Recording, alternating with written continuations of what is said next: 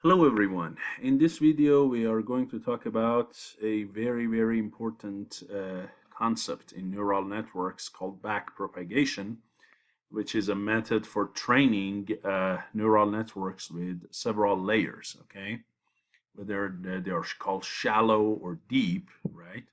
We use back propagation. Now for deep ones we might use alternative methods like the automatic differentiation stuff that I mentioned, and I promised you to make a video and I have not forgotten about that. But in general, this was the essence, this was the first thing they suggested for training a network that has several layers.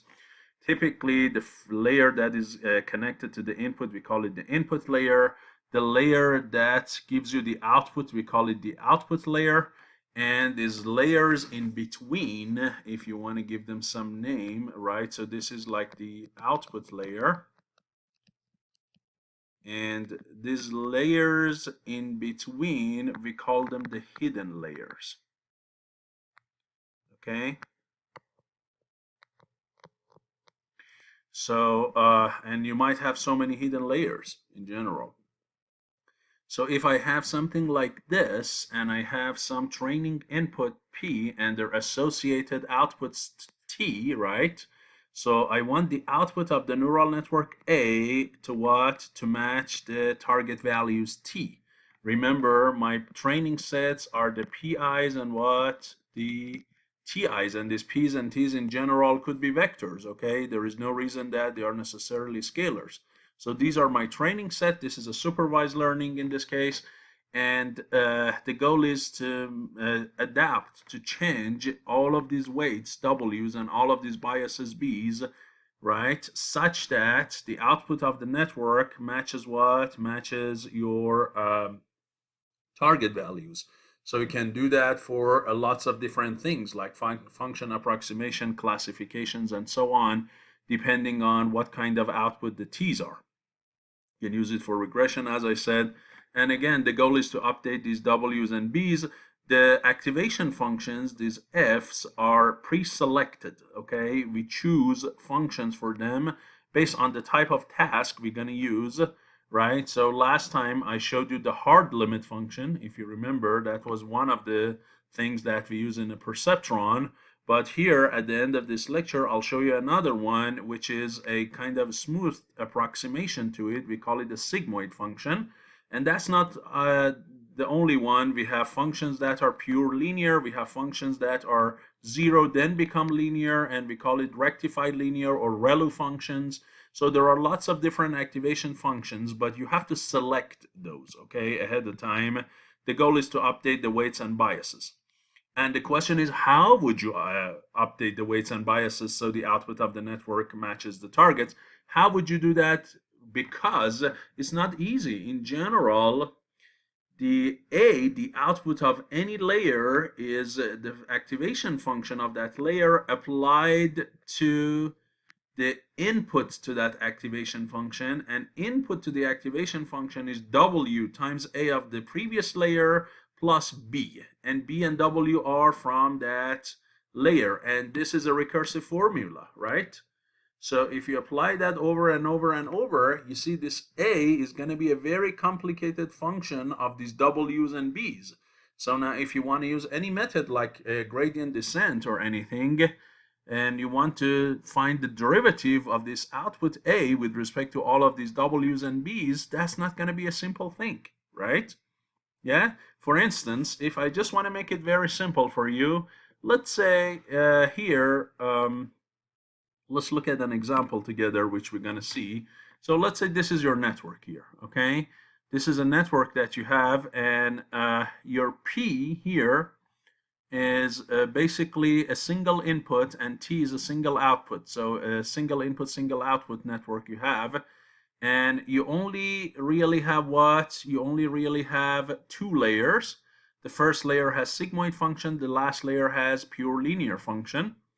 So you multiply P by W1, add it to B1 to get N1, multiply P by W1 to 1, and add it to B1, number 2, to get N1, number 2, pass them to the sigmoid functions to get the two components of A1, multiply these A's by two W's, add them and add the bias to it to get N2, pass it to a linear function, and then get what? A2. And this A2 has to be compared against the target to generate an error for update of the network. So if I just want to show you this A2 as a function of what? These W's, what do I have? So let's draw that over here for you. Yes, so you have this one, and this is P, and here I just call them W1 and 1, W1 and 2 for simplicity. And remember that then we are going to add the biases to them. So here, so this is that picture of that network, right? And so now if I just want to write A as a function of all of these 4 weights and these 3 biases, what do I have?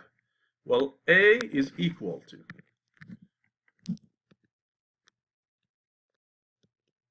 what? Equal to W21 times something plus W22 times something plus B2. And here my second function is simple, so it just pass the input to the output directly. It's a identity function.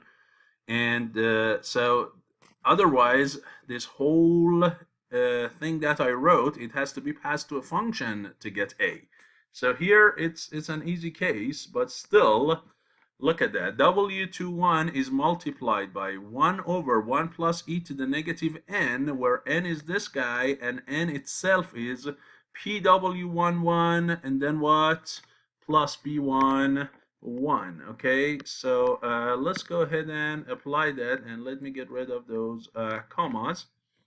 So it is going to be 1 over 1 plus e to the negative of W11, right? Let's write it down. So it's going to be this, right? You see? So that's the output of the network in terms of these. And later, when I define a cost function, which is a function of A and constant t's, and then, like, for instance, one of the things we use, and you're going to see, is the sum of square errors. So it's going to be like t minus a, correct? In this case, if we assume that they are all scalars, which they are, so there's going to be t and then minus a, and then the whole thing squared, right? So yeah, it seems like my marker is not cooperating well. And now if I want to update any of these w's, I have to take derivatives, right? I have to take derivatives.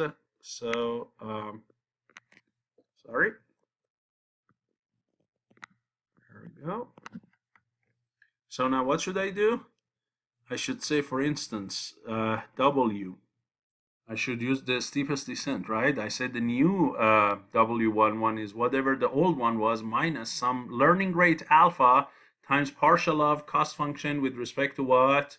With respect to W11. And the problem is with this guy. How do I calculate that, right? Because you see that J is complicated, because that A, which is this big function, now has to go there, and then you have to take partial of that J with respect to W11, and this is just with 2 layers, with a single input, a single output. W's are vectors here, and B's, and here a vector and a scalar. And so the P are not vectors, the A's are not vectors, this F is an identity function, so it's extremely simple. Now if you have something with 10 layers and complicated activation functions, this is very hard, this term, to calculate. That is the problem, and this is what the back propagation is trying to solve for you. So let's go ahead and see how we can do it. So the first thing is, of course, as I said, you have to define your cost function, the function that you're trying to minimize, the error function.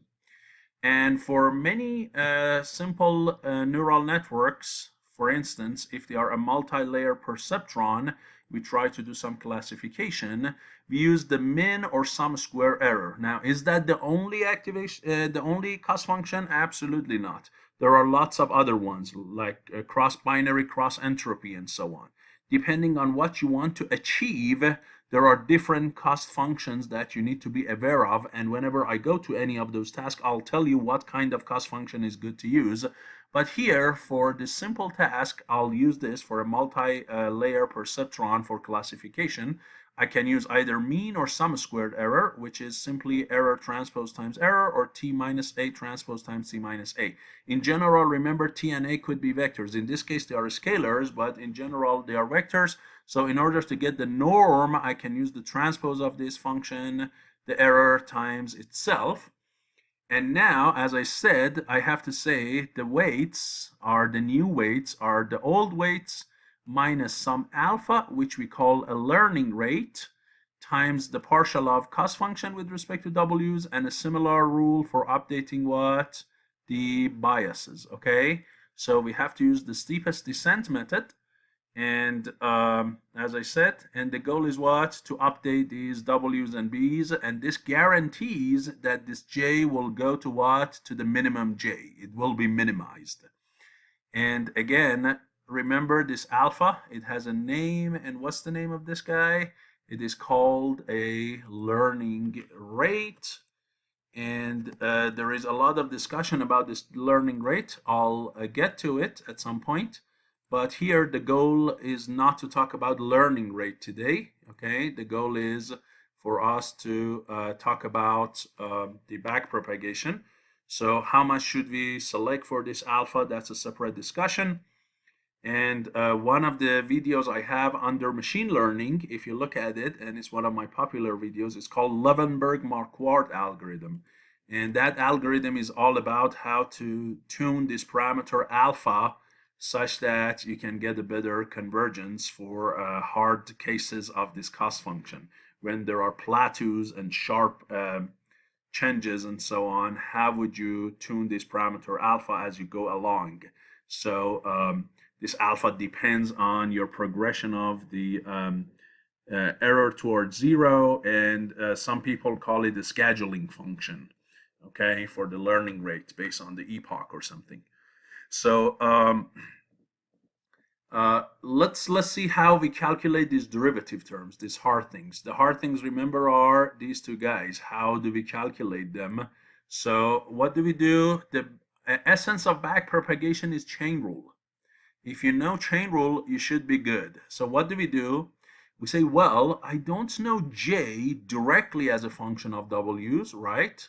Because J depends on A, and A is not directly related to any of these W's. It's implicitly related, right, through several layers. So I do something nice. I say, what is a direct function of W in layer M? In layer M, this W is directly related to what? And the answer is the input to the activation function, N of that layer, right? So if I look at N at any layer, it is in direct relation with what? With W of that layer and what? B at that layer. How? Well, N at that layer, at any layer, is what? Is W times W of the layer times A of the previous layer, right? This is N2 here, plus B of that layer, right? That's N. If you pass it to the activation function of that layer, then you get A of that layer. And A of that layer is the input to the next layer, and you keep going, right? So A of each layer is this, and N of each layer is this argument of this F function. You see here, if I want to take derivative of N with respect to W, well, it's simply A of the previous layer, as simple as that. So now I use a chain rule and say, in order to take derivative of J with respect to W in each layer, I take J, derivative of that with respect to N of that layer, and then multiplied by N of that layer, partial of it with respect to W. And I apply the same method to the bias. Okay, so for the bias, I do the same thing. partial of j with respect to bias of any layer is partial of j with respect to n of that layer times partial of n of that layer with respect to bias of the layer. And again, since the n of the layer, as I showed you, is simply w of the layer times a of previous one times b, when I take partial of n with respect to w is a of previous one. When I take partial of n with respect to b is simply 1. And that's what you can see over here and here. So I got the second terms taken care of. Remember, the goal is to find the left-hand side. Now I broke it into two parts. The right part of it I know easily. The problem is what? The problem is to find the left side. Now how do I find partial of j with respect to n? Okay, this term, I give it the name, the partial of j, the cost function, with respect to n of each layer. I call it s of that layer. I call it s of that layer, and we call it a sensitivity term. We call it what? We call it the sensitivity term. Now, what is this ni? You might say m is the layer. What is this I doing here? Well, remember, the output of each layer, or the input to the activation of each layer, n, in general is a vector. N in general is a what? Is a vector. So it has a bunch of components. And this j has partial derivative with respect to each and every one of the entries of n. So it forms a vector, and we call it what? Smi. So for instance, if I say, let me write it something for you. If I say S1 of m, what does it mean? Is partial of j with respect to the first component in n number 1 in layer what? M. If it's 2, then it's second component of n in that layer m, and so on and so forth. So the S, the sensitivity for each layer, is a vector with the same dimension as n of that vector, or a of that vector, or n of that layer, or m of that layer. Okay, good. The question is, how do you calculate it? Yeah, we give it a name. It doesn't mean we found it. We just gave it a fancy name. So let's see how we can do it. So if I plug this name up to this relation, then partial of j with respect to w is going to be sm times a of a minus 1, and partial of j with respect to bm is going to be sm. Okay, the question is, what is sm? So in order to find sm, and if you want, you can write this relation in a vector format for entire w's and entire b's of that layer, and you get this beautiful formula, which is really chain rule. As far as we remember, it's what? It's just chain rule. Okay, yes.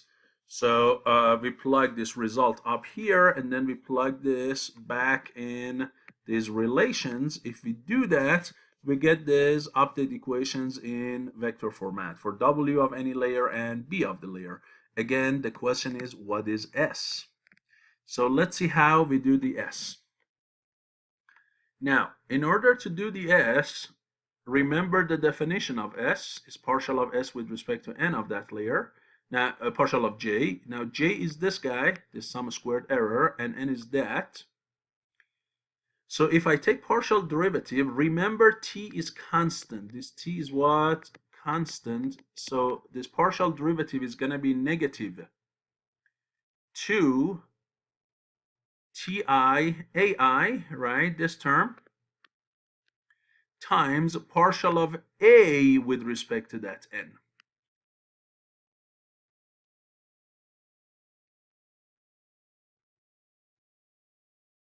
Okay? Partial of a. And you might say, what is this cap m here? What is this cap m here? Why don't you use the small m that you use? What is this cap m? Well, cap m here is the last layer. So right now, I'm not calculating sensitivity for all layers. I'm only calculating sensitivity for the last layer. So let's go back here and look at it. The last layer, we call it layer m capital. Okay, So M is the number of layers, capital M here. Okay? And so here right now, first I'm focused on the sensitivity vector of the last layer. Why last layer? Out of all layers, why last? Because if I look at the last layer, A of the last layer, which is the entire output that we use in the cost function, is directly related to what? To N of that last layer, right? Look here, how A and N of this last layer are related. Well, just through this function. That's all it is. That's all it is. Remember, this guy is what? This guy here is N of layer M. So all I want, M of layer M is Fm and M, so derivative of A with respect to N is going to be the derivative of the F function. And that's what you can have here, okay? You see, the derivative of F, here we call it what? F dot. You might call it F prime if you want. Okay, so if you don't like the dot notation, because dot means time derivative, if you don't like it, you can call it what? You can call it the prime. Prime means derivative of F with respect to its own argument. Okay, so let's change that. Maybe it's a little bit counterintuitive. Okay, so I call it F prime of layer M. Okay, so it's very easy. For instance, in the case of this example we had, what is it? What is this F prime here? Well, look at my function. My function is Fn equal n, so F prime here is simply 1. That's all it is. This is S here of layer 2. Remember here, M equals what? 2. You have 2 layers. So S of layer 2 is what? 1. Yes? That's F prime of layer 2, and that is equal to 1. So I got that. That's very easy. Fine. Now the question is, how would you get it for the previous layer, the layer before the last layer? Well, how do we do that? So, by the way, this formula you see here is just plugging this relation back into here. So the sensitivity of the last layer is -2 Ta minus A F dot of Mn. Let me again get rid of this and make it F prime. And by the way, you see, you also need to multiply it by -2T minus A, not just F prime. So if we go back to this example, the F prime is 1, but that is not equal to S2. So we have to be very careful. Okay. So F prime is 1, but S of number 2 is -2T minus A of layer 2 times what? Times 1. Okay. This is the sensitivity of layer 2. And remember, the definition of S2 is what? That is partial of J with respect to N in layer 2. Okay? So, going back. The last layer is easy. We can easily calculate it. I just showed you for this example. The question is, what about the layer previous, before the last layer? How can I do that one? Well, here we use a recursive formula. How? Well, let's take a look. S of layer M equals what? Equals partial of J with respect to N in that layer. Here I use again a chain rule. I say instead of that, I say is partial of J with respect to N of the layer in front of it, ahead of it, multiplied by partial of N of the layer ahead of it divided by the N of that layer. Okay? Why do I do that? Because this guy here, this first term, is sensitivity of the next layer, S of M plus 1. And this guy here, the N of each layer with respect to N of previous layer, it's not a big deal. Why? Let's go back and look. If I want N of each layer with respect to N of previous layer, what do I need to do? Look here. This n of previous layer is passed to the f function of the layer multiplied by w of this layer multiplied by b of the layer. That gives me n of the next layer. Right? So if I want derivative of this n with respect to this previous n, that's not the hardest thing to do in the work, right? Yes? You see that? So if I want to go back and calculate that derivative, I can easily do that. And again, let me take care of this with f prime as well as this one, because I know some of you will not be happy with f dot notation, but that's what we have in textbook by Dr. Hagan. So that's why I try to use the same notation. But now that I think of it, I guess we always preserve dot for time derivative. So you know what? I'll go with a prime here. So remember, the goal is to calculate derivative of one n with respect to the previous one. And what is that? Based on what I showed you, it's the w of that next layer times f prime of this current layer. Again, why? Because n of layer m plus 1 is equal to what? This is equal to w of layer m plus 1 multiplied by a of the previous layer, and a of the previous layer is f of the previous layer applied to the n of the previous layer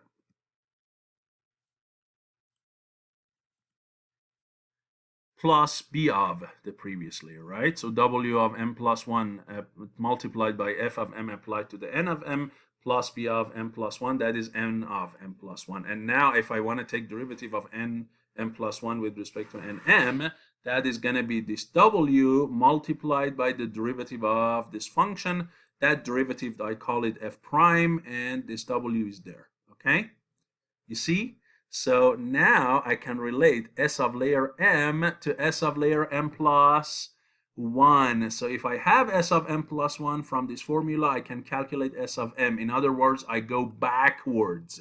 I go from m plus 1 back to s m. So I go what? I calculate this backwards. And this backward calculation of s is the reason we call this method what? Back propagation. So what are we propagating back? The sensitivity terms. The S terms are calculated backwards from the last layer, for which we have a fixed, simple, nice formula, and then going from layer capital M all the way back to layer 1 through this recursive back propagation formula.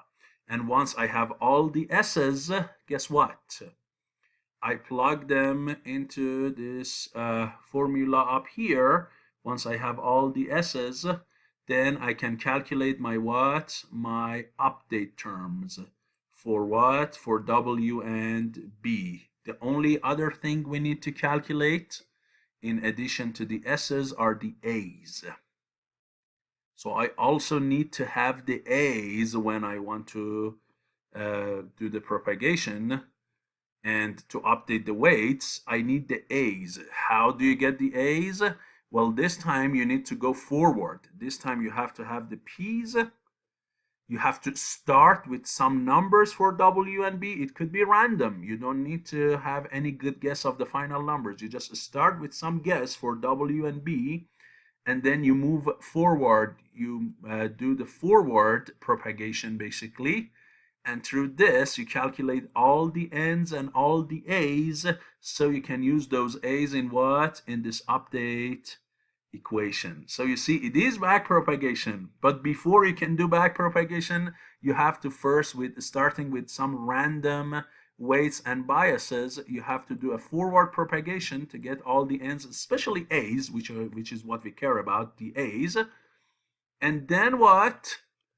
Once you have the A's, then you go through S of the last layer, go to this formula, calculate all the S's backward, and then come to this last formula, the steepest descent update, choose a number for alpha, and then allow the W's and B's to what? To change themselves, and you get guaranteed change in this cost function to go down, as long as this alpha is selected appropriately. And that is a big discussion, which is not the discussion for this lecture, right? But if you choose this alpha too big, you will overshoot the minimum of j. If you choose it very small, you might get trapped in a plateau, okay, and or a local minimum and never move really to the global minimum. So selection of this alpha, or you might call it the scheduling of alpha, is a big discussion of its own. Again, I have a video called Levenberg-Marquardt algorithm under machine learning. Feel free to take a look at that. That tells you a lot more about how to select alpha. Now, remember in the previous, before I go to my MATLAB demo, remember in the previous example when we talked about a multi-layer perceptron, we said that if you use a multi-layer perceptron, we should be able to classify data that are not separable by a single plane, right? Remember the XOR example? We said that with a single plane, with a single line, we cannot do proper classification, but if we use a multi-layer, we can have several of these planes, and now we can separate the data. What's the problem? The problem is with this guy here, with this hard limit function. This function is not a function that is differentiable. Remember this function here? This guy is not differentiable. So when we want to calculate the f prime term, remember f prime is what? F prime is the derivative of this function here. Well, this function doesn't have a derivative at this origin here. This function is not differentiable. So when we want to calculate these f prime terms that we need in back propagation, when we need these f prime terms, we cannot have anything. So instead of this hard limit function, as I mentioned in previous video, we use a smooth version of that, which looks like this. At big negative numbers, it's 0, and big positive numbers, it's 1. And at 0, it's somewhere in between. Most of the time, if you go with the simple format, it's about 1/2. And then based on whether your numbers are bigger than 1/2 or less than 1/2, you round them to either be 0 or be what? 1.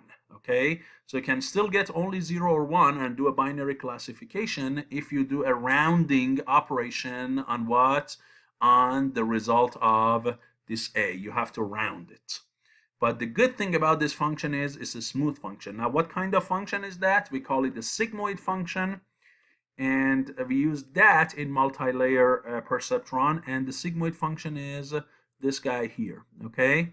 F of n equals 1 over 1 plus e to the negative n. Clearly, you see at negative numbers, big negative numbers, as n goes to negative infinity, this goes to 1 over infinity, which becomes 0. When n goes to positive infinity, the exponential goes to 0. You get a 1. And when n is 0, you get 1 over 1 plus 1, which is 1/2. The derivative of this function is 1 over 1 plus e to the negative n, the whole thing squared, or is simply the f of n squared. So f prime of n is simply f of n squared, and that is another advantage. Since we calculate these f of n's already when we wanted to get the a's, remember we need to calculate the a's first through forward propagation. Since we have these a's, when we want to calculate the f prime terms, all we need is to square those a's. That's all we need to do. Just to square the a's that you previously calculated. Now you got your f prime, and you can use it in the back propagation formula. Okay, so you see it's working perfectly beautifully. Okay, so if I go back to this example we had last time, if I want to calculate one of these derivatives for you, let me show you how to do that based on this forward propagation. I'll do a little bit of algebra, and then I have a good MATLAB demo, which I did not write myself, by the way. I got the demos written by Dr. Hagan and his colleagues, and it's way better than probably what I can write, so I'm going to show you that. So here, the goal is to calculate this term, right? The goal is to calculate this derivative of j with respect to W11. How do I do it? I don't do it directly. I take partial of j with respect to n of the layer that has W11, which is n number 1, okay? And then from there, I take partial of that n1 with respect to W1. So if this guy, I call it n 1, 1 maybe, right? Because this is n of layer 1 and 1, and this is n of layer 1 and component 2, correct? So I take partial of j with respect to this guy, and this guy is in direct relation to W1, 1, okay? So I say that term is equals partial of j with n of 1, 1 multiplied by partial of that n11 with respect to W11. Now with respect to W11, that's an easy thing. Why? Because look, this n11 is simply what? P times W11 plus P11. So partial of that with respect to W11 is simply P. Okay, so this guy is simply what? P. Now, what is partial of j with respect to n11? This guy, I call it what? I call it S11. Can I calculate S11? No, but I can relate it to S of the next layer. How? I say instead of this, I take partial of j with respect to n of the next layer, and n of the next layer here is what? It's this guy here. It's n number 2, and it's only one component. So I take partial of j with respect to n of layer 2 multiplied by partial of n of 2 with respect to n1, 1. You see, I'm using the chain rule back to back. That's the essence of back propagation. Now, can I find partial of j with respect to n2? Sure. Why? Because j is related to a, and a is in direct relation with n2. A is simply what in this case? A is simply n2, or f prime times n2, right? That's all it is.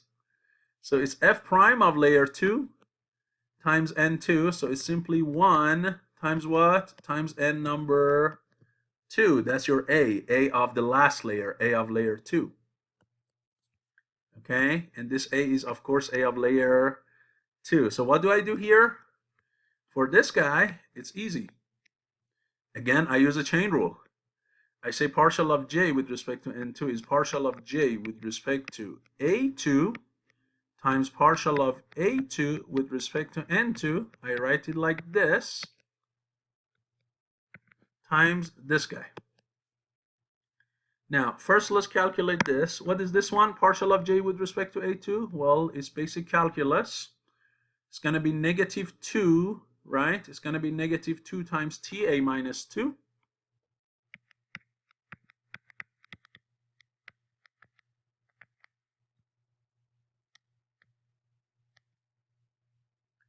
And what is partial of a2 with respect to n2? Remember that guy was f prime of that function, which was 1 times what? That was it, just a2 with respect to n2, right? That was the f prime, and that was simply what? A 1, correct? Remember, f prime, partial of a with respect to n, was simply what? 1. That's it. Now, how do I go about n2 with respect to n11? Well, they are related directly. This n2, what relation does it have with n11? Well, it's passed through this function to get a11. That is multiplied by w21 plus b2. So this n2 in this case is equal to w21 times a11 plus w22 a12 plus b2. That is n of layer 2. And this n of 1, n11, is only present here. These other ones have nothing to do with n11. This a11 is f1, if you call this one f1. This is f1 of n1, 1. So now what's the partial of n2 with respect to n1? Well, it's this w times the derivative of this f1 function. And remember, the derivative of log sigmoid is what? Just f1 squared, right? Times, of course, what? As we said, w2, 1. So if I go back here, this is what? This is going to be w2, 1 times a11, the whole thing what? Squared. There we go. You see? Yes, so if I want to write this, it's going to be w11 of old minus alpha times, and here we're going to plug in anything we have. So there is a p that we have to pick. There is a p, there is this guy, and there is this one. Yes, so if you want to write it, it's going to be negative 2p t minus a2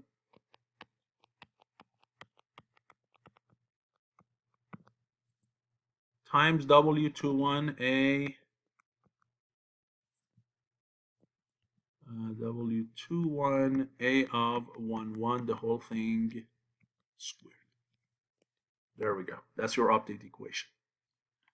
And p is given, p is fixed, t is fixed, and w, you start with some initial guesses. So initially you have all the other w's, including this one. These are all, you start with some guesses. So if I want to run this update equation, I need some extra things. What are they? These are the a's of these different layers. I need to have them. Where do I get them? Through the forward propagation first. So these guys are coming from what? First, the forward propagation.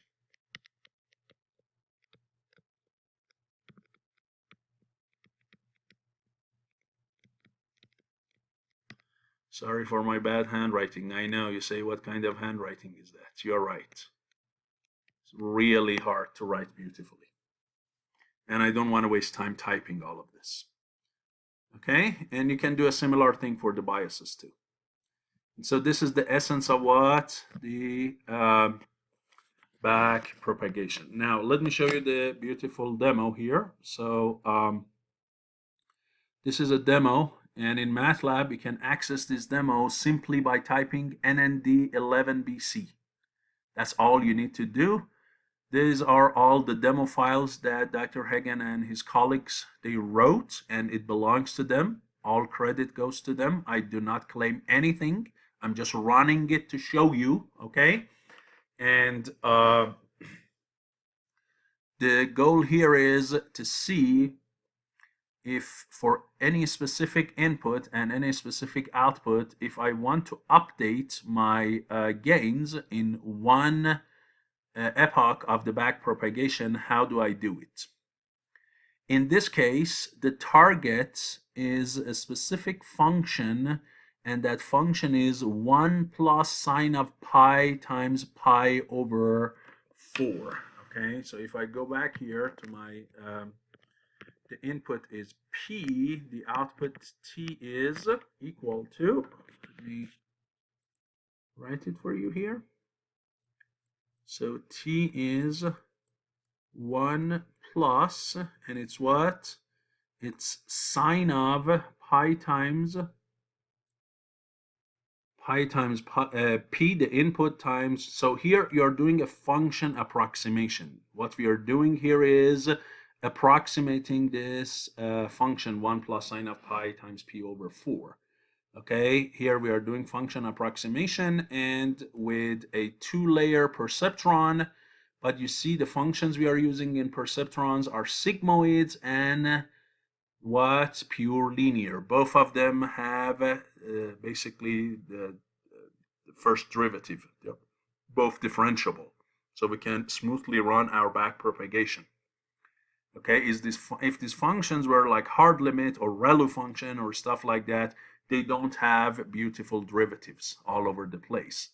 So what do we do here? Let me run this. So NND11BC, let's go to MATLAB and run NND11BC and start it from scratch. So you can see how beautiful it is. There we go.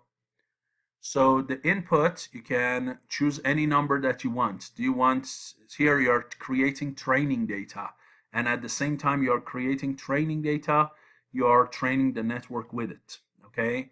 So here you only go for one data. In reality, these W's and B's, their update equation will run with every single input and every single output, okay? In this case here, we are just doing it for one pair of input and output. In reality, you cannot approximate a function with a single point. You have to have a ton of points from this function. If you don't know the function, you're just trying to approximate it. You have a bunch of input outputs to this magic black box function, and you have to pass all of them, and per each one, you have to run these update equations. And when you go through all the training data, that is one epoch. That is one epoch. And then you go to what? You go to another epoch and another epoch until this j goes to the minimum j, then you can stop. Okay? So remember, one epoch involves running your update equations on each and every one of the pairs of input outputs. So here, let's say the input that I have is 1. The output for it is, you click here on the target, so it generates the t function for you, which is 1 plus sine of 1 pi over 4, which is 1.707. Now here, when it says simulate, what does simulate means? Means forward propagation. So here, look at my W's and B's. These 4 numbers here, those 2 numbers, and these. Where do they come from? These are my initial guesses. Are they always like that? No, they are random. You can start them next time with a different set of numbers. You don't need to start with these numbers all the time. Okay, you just start with some random numbers for these W's and B's. With these random W's and B's and with the inputs, you move forward through all the layers to get what? To get all of these A's. Why A's? Because we need them in backpropagation. So you say simulate. With these random guesses, what is the output of the system? It says, hey, the output is what? 0.46446. But I expected 1.7. So you see my error is 1.26. These guesses are not super good. My generated number is far away from the target. I have that much of error, and the goal is to drive it to 0. So now what do? I start backpropagating. First, I get S of the last layer, S2. Then through S2, I get these S1 components. So now you say backpropagate. First, calculate S2 for me through this formula that you can see down here. And then it goes through backpropagation formula, which is this guy. And from S of 2, it goes to S of 1.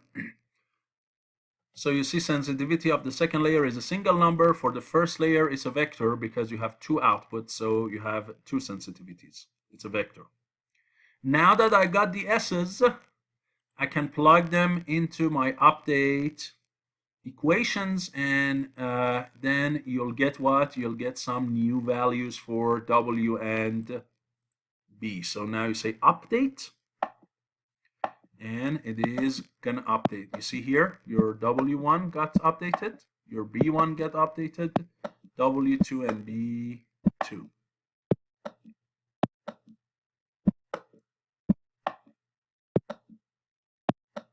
And it generates these beautiful sounds, the steps that I really like. So remember, your W's were different. Remember, your W's were negative 0.27 and negative 41. Now they should be negative 0.265 and negative 4.2. B11 and B12, they were negative 0.48 and negative 0.14. Now they should be negative 0.475 and negative 0.14. Okay? And your W2, again, you see these two numbers are different than these, close but changed. And that number B2 is also changed to this guy. Okay? Yes? And then you can say continue.